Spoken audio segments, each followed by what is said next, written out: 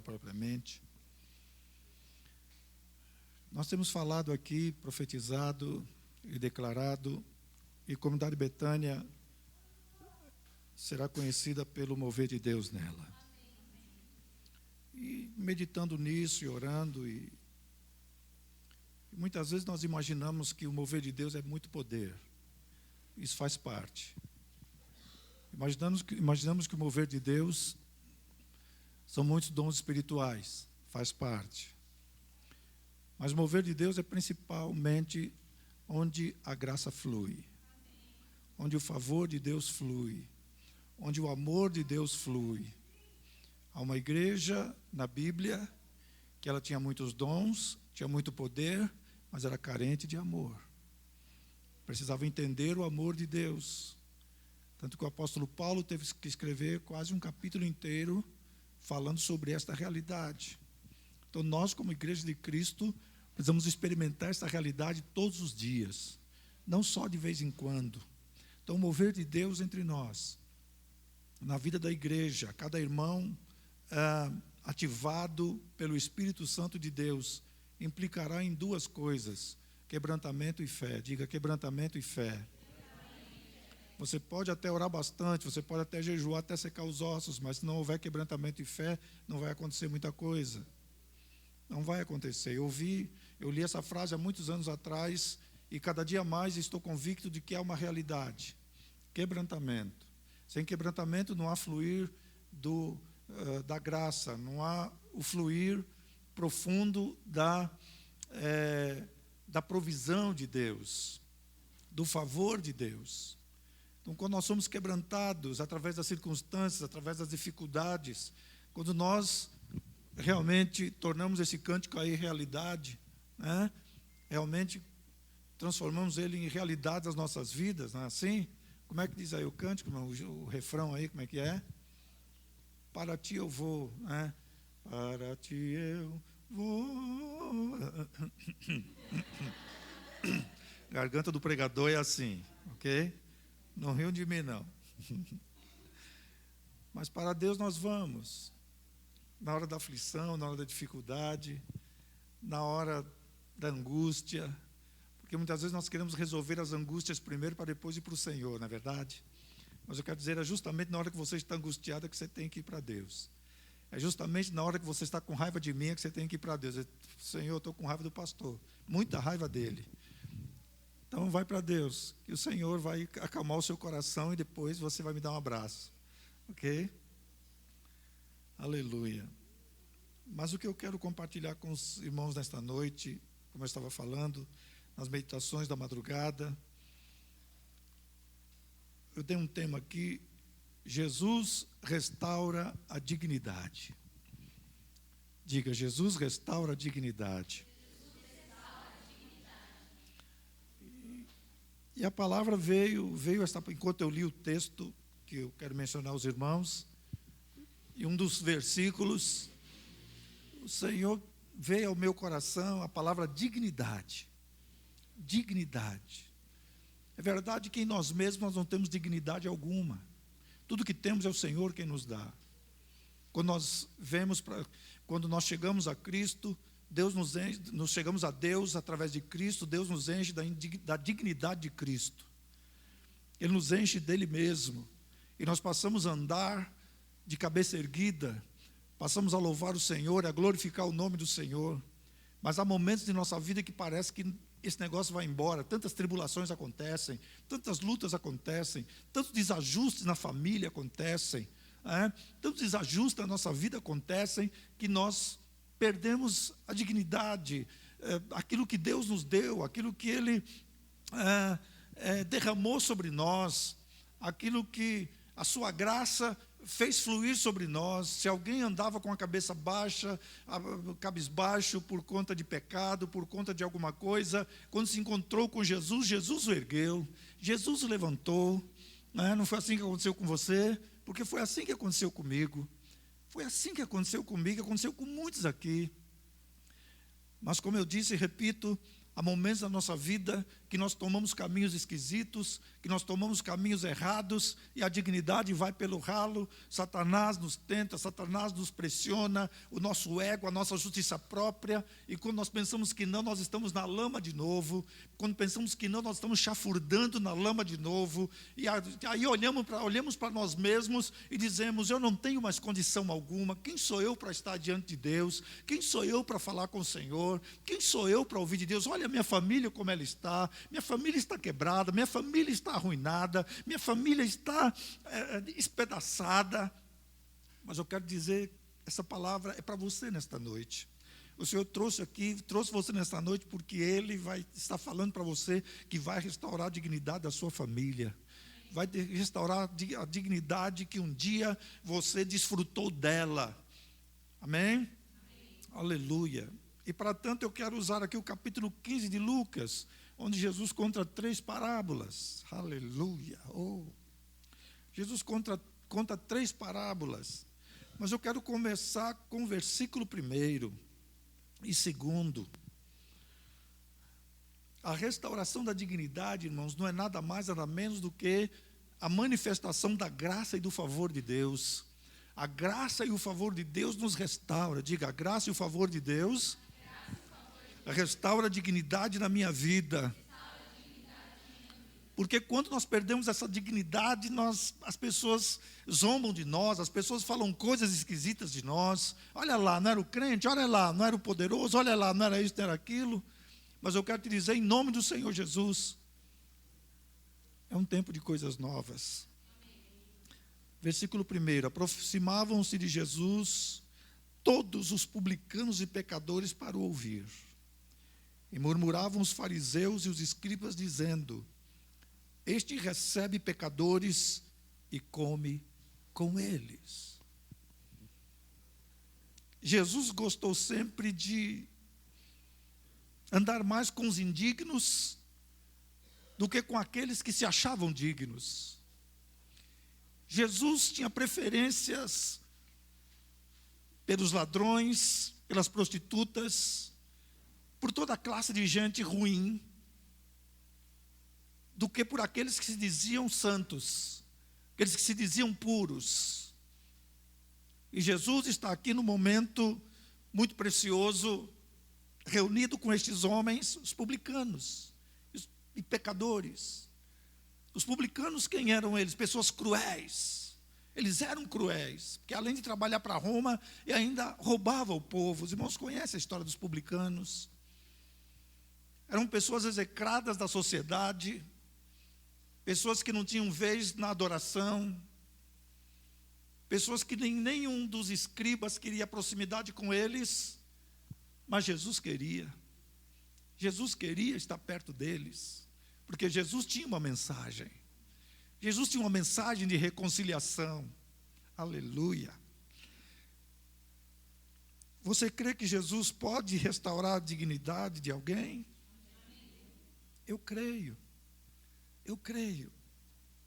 Jesus pode. Então estava lá e os escribas e fariseus e escribas começaram a murmurar. Eles não estavam contentes com aquela situação. Eles não estavam contentes com aquilo que estava acontecendo, porque Jesus se dizia rabi, era chamado de rabi, dizia-se que era filho de Deus misturado com aquela gentinha. Eu comecei a meditar e vi que os fariseus eram pessoas inseguras. Eles eram inseguros. Mas como, pastor, que eles eram inseguros? Eles precisavam se proteger por um código de leis. Eles não tinham liberdade, eles não eram livres. Eles precisavam cumprir rituais para, quem sabe, Deus os aceitasse. E cada dia mais eles colocavam peso sobre si mesmo. Eles não sabiam viver na liberdade. Como hoje existe também muitos que não sabem viver a liberdade em Cristo. Nós temos falado aqui sobre graça. Graça não é outra coisa senão a liberdade que Cristo nos dá para viver de maneira suprida, de maneira abundante. Isso o Senhor nos proporcionou, mas os fariseus tinham essa dificuldade. Eram pessoas inseguras. Eles precisavam de códigos. Eles precisavam de leis. Eu pastorei uma igreja que, quando eu cheguei lá, eu comecei a pregar o Evangelho. Comecei a pregar o Evangelho para os crentes, não no sentido de serem salvos, mas comecei a pregar a realidade de uma vida livre, que não era esse ou aquele costume que ia fazer com que alguém se tornasse mais santo. Era uma convicção interior dada por Deus, que leva a mim e a você, a partir da compreensão da nossa identidade em Cristo, viver a santidade do Senhor, porque nós somos consagrados ao Senhor, somos separados para o Senhor. E um dia, eu já contei isso aqui, mas um dia, a doutora Maria Cavalcante chegou para mim e falou assim: pastor, o senhor está tirando as muletas do povo. O senhor tirou o calço dos pés deles, agora eles não sabem o que fazer. Eles não sabem o que fazer. Porque eles não estavam prestando atenção na mensagem. Eles não estavam prestando atenção naquilo que Deus queria com eles, o que Deus queria para a vida deles. Você agora você precisa dar alguma coisa, precisa falar alguma coisa. Mas eu estava falando a palavra. Então tem pessoas que são assim, tem crentes que são assim, que se você tira um calço, algo falso da vida dele, ele não sabe o que fazer. Mas nós não precisamos de muletas. Diga, eu não preciso de muleta. Diga assim, muleta espiritual. Porque nós somos libertos. Diga, eu sou livre. E Paulo, escrevendo aos Gálatas, ele disse: para a liberdade foi que Cristo nos libertou, vos libertou. Para a liberdade. Diga, Deus me chamou para a liberdade. Diga assim, não para a liberdade do pecado, mas para a liberdade dos filhos de Deus. Eles diziam, os fariseus diziam, esse recebe pecadores e come com eles. Censurando Jesus, porque eles não estavam entendendo. Infelizmente, muitos não creem que o Senhor restaura. Alguns dizem assim, uma vez ladrão, sempre ladrão. Uma vez prostituta, sempre prostituta. Uma vez infiel, sempre infiel. Uma vez homossexual, sempre homossexual. Uma vez mentiroso, sempre mentiroso. Mas eu quero dizer para os irmãos, onde Jesus Cristo entra, alguma coisa acontece. Onde Jesus Cristo entra, a mudança acontece. A mudança de mente acontece. Vocês não creem nisso? Porque eu creio, irmãos, porque nós vamos receber muita gente aqui. Enquanto eu meditava nisso, eu comecei a pensar no que Deus tem reservado para nós e o tipo de gente que nós vamos receber aqui. E nós precisamos crer nesta realidade. Precisamos crer nisto de que o Senhor transforma. Nós não ficaremos aqui observando, julgando quem está transformado ou não. O que eu quero dizer é que o Senhor transforma. Agora, quem estiver fingindo é problema dele. Não temos nada com isso. Encontramos na Bíblia não só essas pessoas, encontramos Zaqueu. Quem era Zaqueu? Um publicano também. Mas o dia que o Senhor entrou na casa dele para comer lá, para uma ceia, se eu não me engano,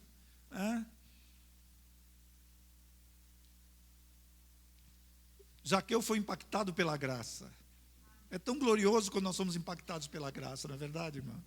E Deus está me ensinando muito sobre essa questão de graça nesses últimos dias. Deus tem falado muito fortemente. Às vezes lá na madrugada, na leitura de um livro.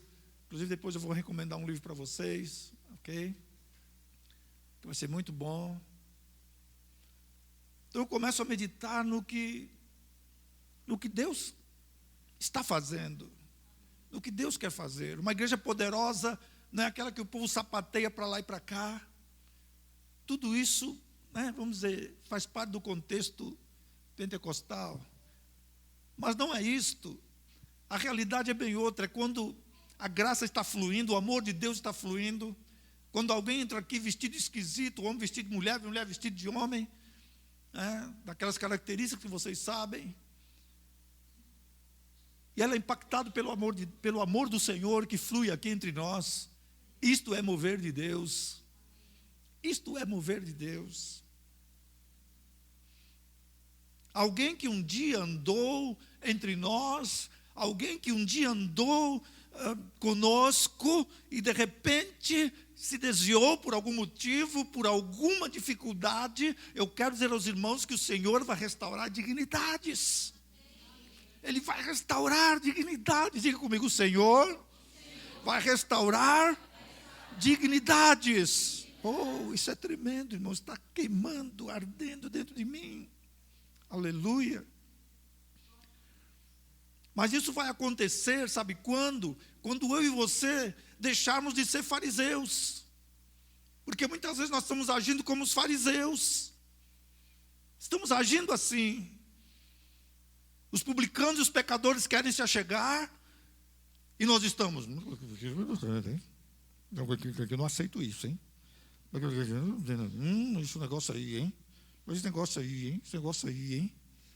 Irmãos, Deus é perfeitamente capaz de transformar corações. Deus é perfeitamente capaz de mudar vidas de uma maneira que você não imagina. Mas infelizmente o meu farisaísmo, o meu legalismo, o meu legalismo coloca barreiras, coloca dificuldades, coloca problemas, põe limites. Eu quero dizer para os irmãos que com Deus não há limites. Aleluia. Pastor, quer dizer que agora já está escancarado, agora que vai ficar no... Não. A Bíblia diz, Paulo escrevendo aos Coríntios, diz assim que o amor de Cristo nos constrange. Nós somos constrangidos pelo amor do Senhor. Não importa onde você andou, não importa o que você fez, importa que o Senhor, com seu amor e com a sua graça, quer restaurar a sua dignidade, quer restaurar você. E em nome de Jesus nós deixaremos de ser fariseus, amém, irmãos? Diga, eu deixarei de ser fariseu. Porque basta os fariseus do mundo, bastam eles. Bastam os fariseus que ficam nos apontando. Oh, palavra dura. Mas vamos lá. Nós ficamos murmurando. Pegamos um versículo bíblico, porque está escrito, porque é verdade, está escrito, irmão. Mas vamos com calma. Vamos para o joelho primeiro, vamos para Deus, porque Deus vai transformar toda essa situação. Eu disse aqui no dia da nossa confraternização, que aqui é lugar de gente ruim. Aqui é lugar de gente ruim. Aqui é lugar de gente má. Mas quando chega aqui, ela recebe tanto amor que ela vai dizer, não tem como permanecer desse jeito. Não tem como viver dessa maneira. Não tem como continuar caminhando assim. Tenho que mudar. Aí vai te perguntar, como é que eu faço para mudar? Como é que eu faço? Aí você entra com ela no discipulado, na consolidação. Amém, meus queridos? Quero dizer para os irmãos que a graça de Deus é a provisão para restaurar dignidades. Presta atenção aqui. Não perca nada nesta noite. Perca nada. A graça de Deus é a provisão para restaurar as dignidades. Aleluia. Mas infelizmente eu sou muito fariseu. É isso mesmo. Não me escondo, não. Infelizmente. Nós queremos ser uma grande igreja, amém, meus irmãos? Com muitas vidas salvas. Isto vai acontecer. Mas primeiramente nós temos que dar um jeito no fariseu que está dentro de nós. Temos que dar um jeito no legalista que está dentro de nós, no julgador que está dentro de nós, no murmurador que está dentro de nós. Vamos dar um jeito nele. Aleluia. Como eu dou um jeito nele? É tendo intimidade com Cristo. Porque qual de nós aqui admite que é fariseu? Eu só posso admitir que eu sou fariseu quando eu vou para o Senhor. Eu não posso apontar e dizer, você é. Não posso fazer isso, não tenho essa autorização.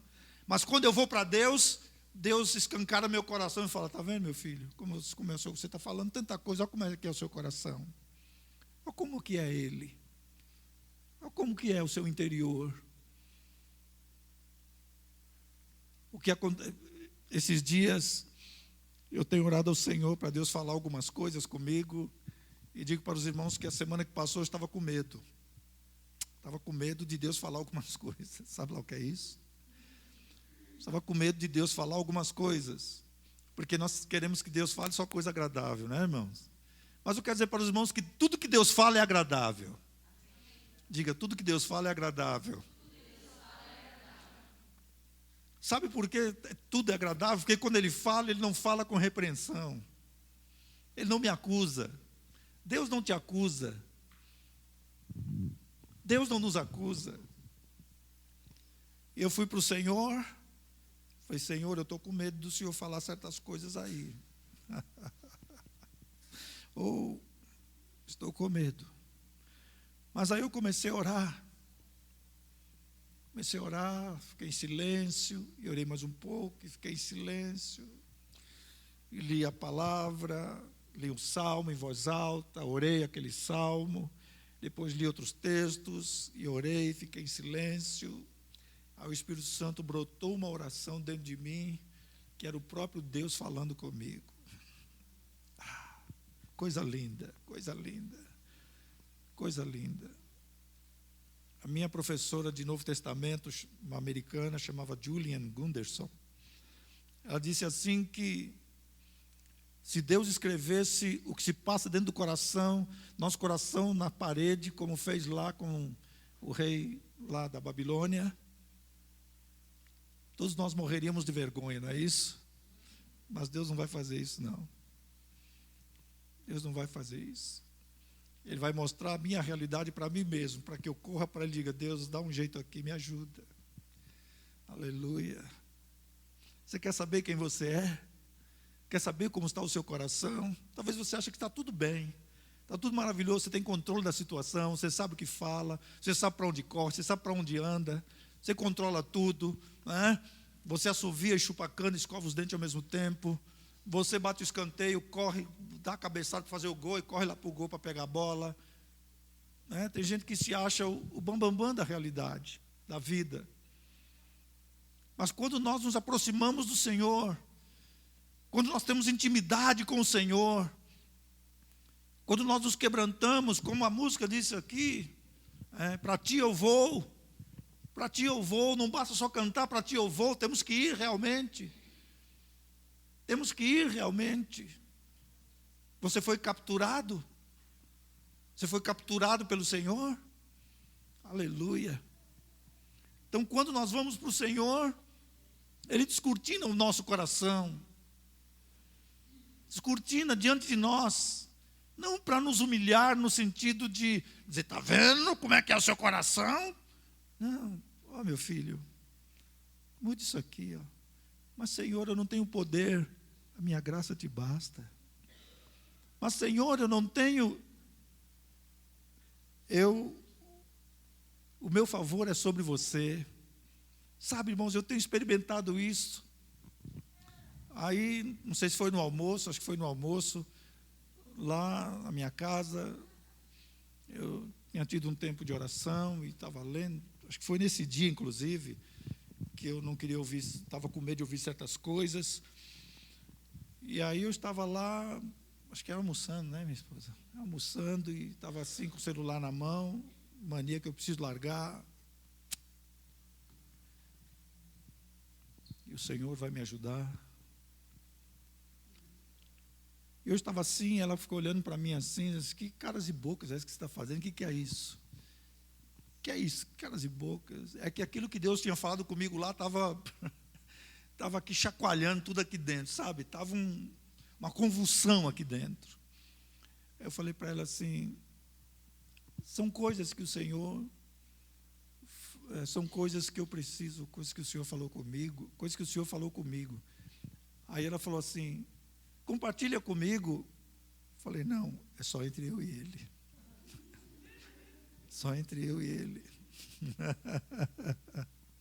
Mas aí depois eu falei assim, não, são situações que eu preciso resolver dentro de mim, que eu preciso alinhar dentro de mim. Jesus, tu és tremendo, Senhor. Muito obrigado, muito obrigado. Mas foi um dia assim que, não sei onde é que eu estava. Na linguagem hindu, eu estava no nirvana. No cristianismo, eu estava no terceiro céu, da glória de Deus. Porque eu me atrevi até o Senhor e dizer: Senhor, abre aí, fala aí.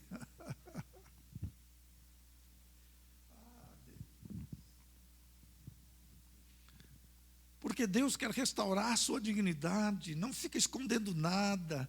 Vai para Deus, abre seu coração, por favor. Não importa o que os fariseus digam. Não importa o que os fariseus falem. Importa o que Deus fala. Importa o que Deus orienta. Importa o que Deus fala com você e mostra de áreas da sua vida. Aleluia. Eu estou num discipulado forte.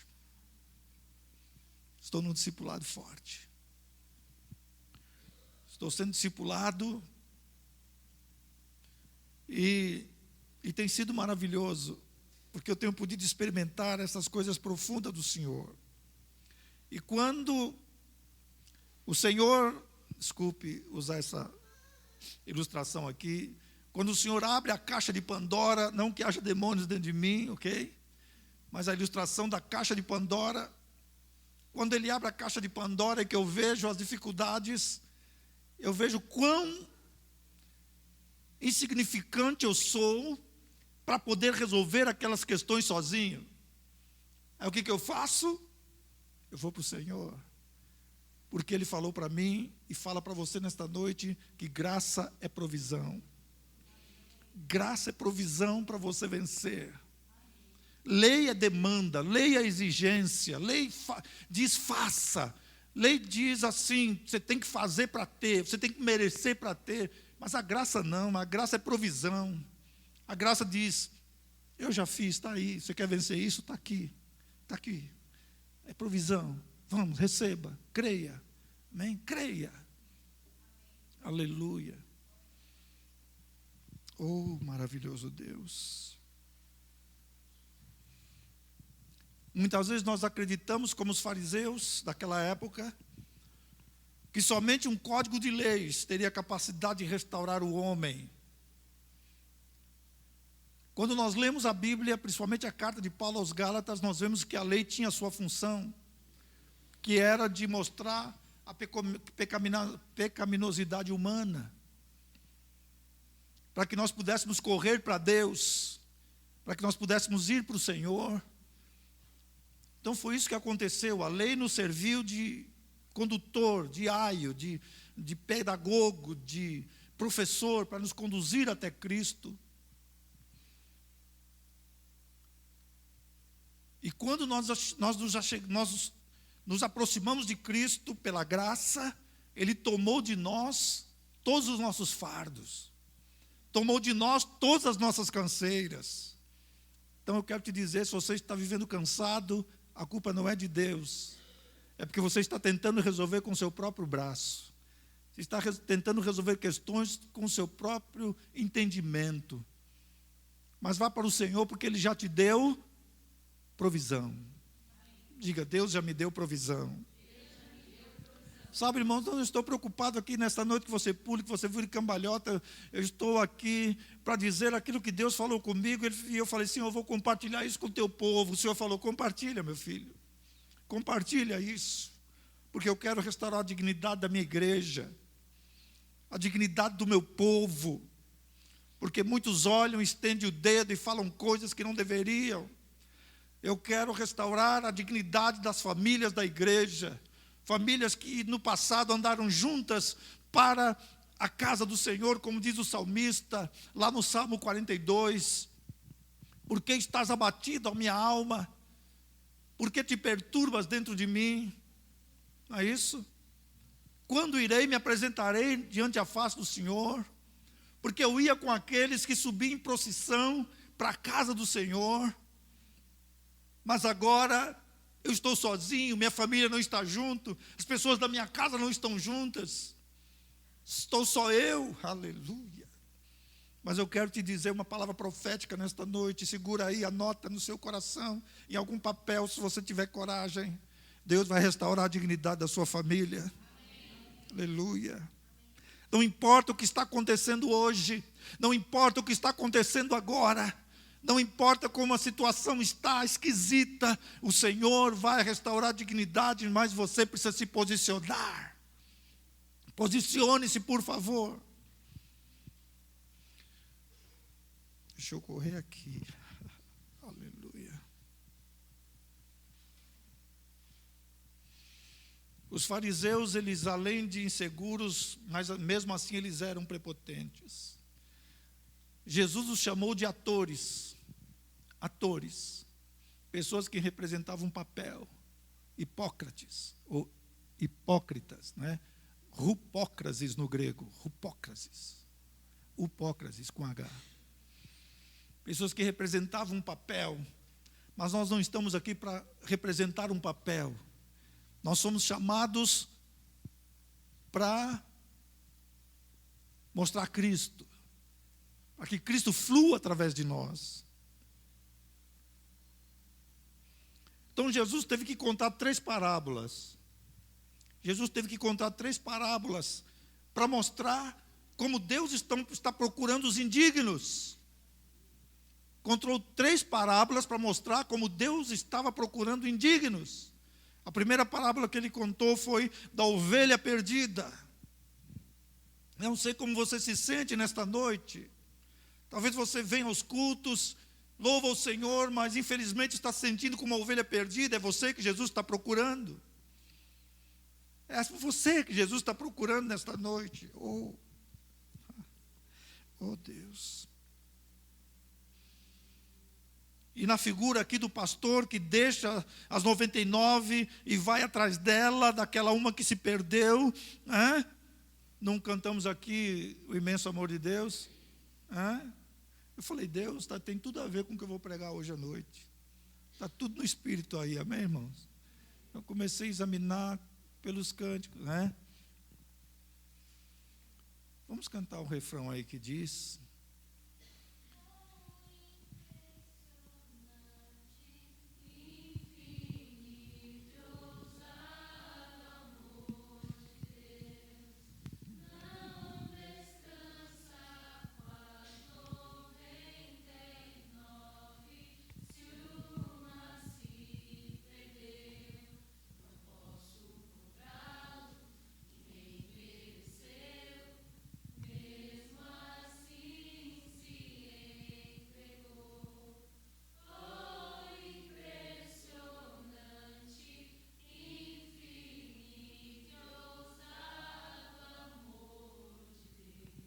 E o texto, é claro que o pastor, o cântico aí, né, diz que o pastor não fica contente, feliz, alegre. Uma se perdeu, é só uma. É só uma. Já tenho 99, para que andar atrás de uma, me cansar? Não sei onde ela se meteu, não sei para onde ela anda, não sei para onde ela foi, não sei em que balada está, não sei com que amigos estão, não sei. Então para que eu vou atrás dela, dessa ovelha? Para que eu vou buscar esta ovelha? Não sei como ela está, se ela está... quem sabe um lobo até já pegou, já comeu, larga para lá. Vamos largar para lá. Mas o texto diz que o pastor foi atrás até que encontrá-la. Diga, encontrá-la. O pastor foi atrás até encontrá-la. E o interessante aqui é que quando o pastor encontrou, ele não fez outra coisa. Ele não falou, sua ovelha malvada, sua ovelha rebelde, vou lhe dar umas cajadadas para você aprender, nunca mais sair do aprisco. Não. O pastor foi lá, pegou ela e colocou no ombro. Colocou no ombro. Isso é restaurar a dignidade. Oh, Espírito Santo de Deus. Restaurar a dignidade da sua família, dos seus filhos, a sua casa, restaurar, para que você possa realmente ter leveza debaixo da graça e do favor para louvar o Senhor, para adorar o Senhor. Aleluia. Jesus hoje está atrás de você. Mas, pastor, tenho vindo aos cultos. O Senhor conhece o seu coração. Inclusive, até eu propus aqui na minha mente falar que essa palavra se endereçava a esse, aquele outro. Eu falei, não, vou deixar isso para lá, porque os irmãos são espertos. Aquilo que for para ele, cada um vai pegar. Cada um vai pegar a sua parte. Mas, como eu disse lá atrás, eu quero repetir, nós precisamos deixar o farisaísmo de lado. Para ir atrás de ovelha que se perdeu, nós precisamos deixar o nosso farisaísmo de lado. E ficar murmurando e falando e apontando e isto e aquilo. É isso que precisamos. Não é que vamos, mas agora vai ficar de qualquer coisa. Não, senhores. A minha Bíblia sua diz que o amor cobre uma multidão de pecados. Para me apressar aqui um pouquinho, no versículo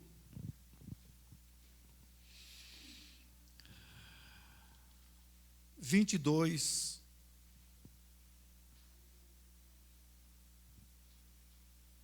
o 21, ele, porém, lhe disse, Pai, pequei contra o céu e diante de ti, já não sou digno de ser chamado teu filho.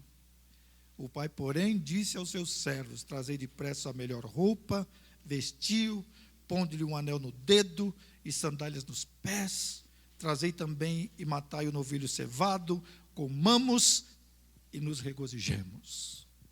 Isso não é restaurar a dignidade, gente? Esse moço estava numa situação difícil.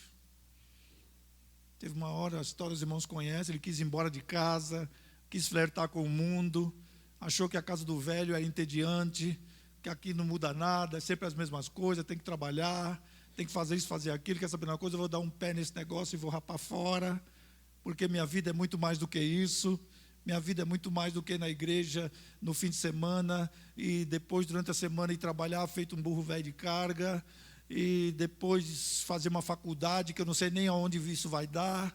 A minha vida é muito mais do que isso, afinal de contas eu preciso curtir a vida, porque afinal de contas eu sou jovem, não é verdade?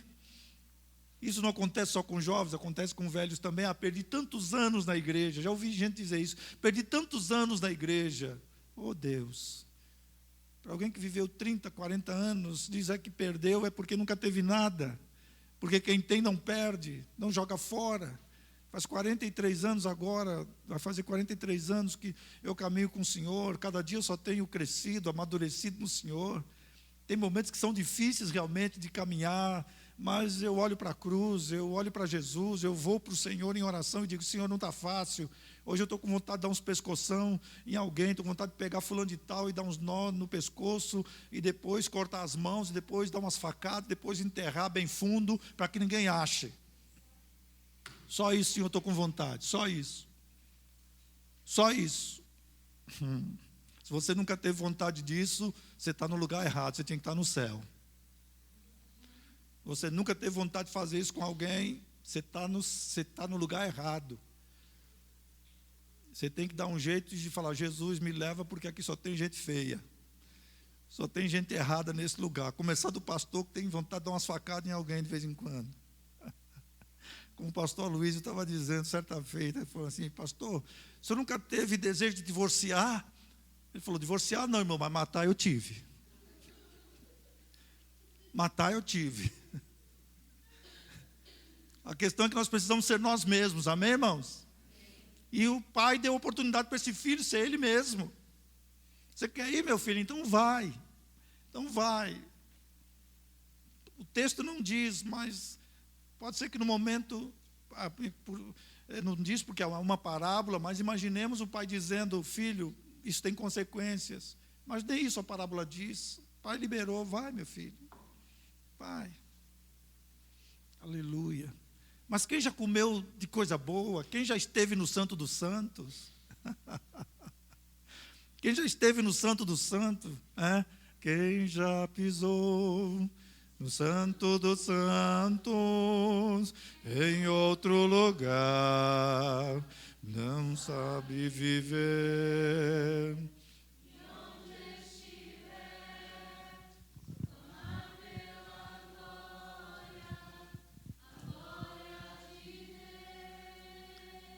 Então ele já tinha estado no Santo do Santo, como você está. Quem já esteve no Santo do Santo não tem como fugir. Uma hora a recordação vem, uma hora a fome vem. Como aconteceu com o menino, gastou tudo. Jogou tudo fora, o que tinha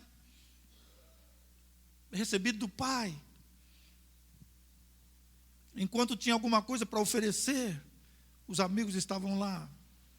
Mas chegou a hora difícil, chegou a hora escura da alma. Chegou a hora escura da alma que ele fora abandonado, nem emprego tinha, foi apacentar porcos, queria comer, fazer uma boquinha lá na comida dos porcos, mas ninguém dava nada. Então ele caiu em si. Caiu em si porque ele estava fora de si. O pecado deixa as pessoas fora de si. Diga, o pecado nos deixa fora de si. Ou fora de nós mesmos, como queiram. O pecado nos leva à loucura. Sabe aquela coisa que você faz e fala, mas como é que eu fiz isso, meu Deus? Por quê? Como é que eu fiz isso? Como é que eu cometi esse erro? Esse pecado? Oh Deus. Mas chegou o momento do regresso. O regresso é maravilhoso. O menino lá, ele lucubrou, engendrou uma fala com o pai. O pai o estava esperando. Assim como ele espera todos nós, todos os dias. O pai nos espera todos os dias para aquele momento de intimidade. Diga, o pai me espera todos os dias para o momento de intimidade. Aleluia. E quando ele vinha lá longe, provavelmente mal cheiroso, barbudo, vamos pensar assim, diz que o pai correu antes que alguém o visse. O pai correu antes que alguém o visse, ele começou a falar. Talvez o pai botou a mão na boca dele e falou, cala a boca, menino. Cala a boca, menino. O pai não criticou, o pai não humilhou. Está vendo? Não te falei que ia ser assim? Não te falei que você ia dar com os burros na água? Não te falei que tu ia quebrar a cara? O pai não falou nada disso, simplesmente o pai falou, gente, ó quem está aqui. Gente, ó quem está aqui. Houve um momento de restituição. Restituição, diga restituição. Aleluia. Foi dada uma roupa nova para ele. Ele foi restituído à dignidade de filho, de gente da casa. Foi colocado um anel. Anel significa reconciliação. Retornou à posição de autoridade que ele tinha. Não é maravilhoso isso, irmãos? Isso vai acontecer muito aqui na comunidade Betânia. Mas nós não podemos continuar com pensamentos farisaicos. Não podemos continuar. Colocou as sandálias nos pés dele. Sandálias significava, só usava sandálias quem era livre. Só escravo andava descalços. Só os escravos andavam descalços. E ele estava assim. Por isso que precisou de colocar uma sandália nos pés. Por isso que todos os dias eu e você precisamos calçar os nossos pés com a preparação do Evangelho da Paz. Porque agora nós não somos mais escravos, nós somos livres. Amém? O espírito de escravidão não nos domina mais. Mas sim o Espírito de Cristo que clama, Abba, Pai. Abba, Pai. Vamos ficar em pé, irmãos, em nome de Jesus.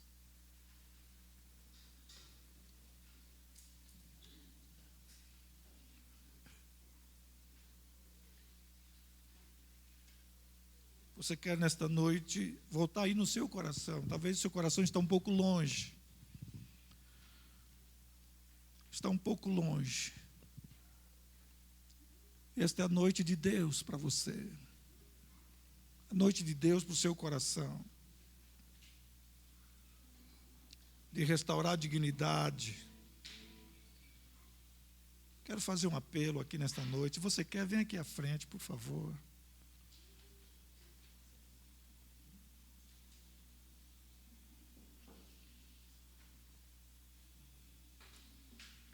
Senhor, eu estou tão perto, mas ao mesmo tempo eu estou tão longe.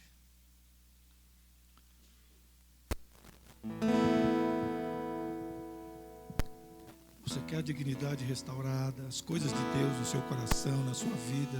Aleluia, Jesus. Aleluia. Todo o farisaísmo da minha vida, começa a orar assim: Jesus, eu tiro o farisaísmo da minha vida. Tira, Senhor.